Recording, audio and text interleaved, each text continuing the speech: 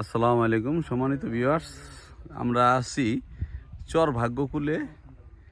এটা হলো রুহুল ভাইয়ের শেডে আছি। ঠিক আছে, আপনারা সবাই রুহুল ভাইয়ের কে চিনেন, ওই যে দেখা যাইতেছে রুহুল ভাই। ঠিক আছে, ঠিক আছে, আপনারা সবাই চিনেন। তো আমরা আসছি রুহুল ভাইয়ের শেডে। বিভিন্নভাবে সে এই যে নিচে মুরগির খামার করছে। এখানে বললো যে প্রায় 200 মুরগি নিচে পালা যাইব। তার এখানে আছে দেশি মুরগির নিচে দেশি মুরগির খামার। তারপরে আছে দেখেন এই যে এখানে গারলের খামার। সম্মানিত ভিউয়ার্স, এই যে গারলের খামার।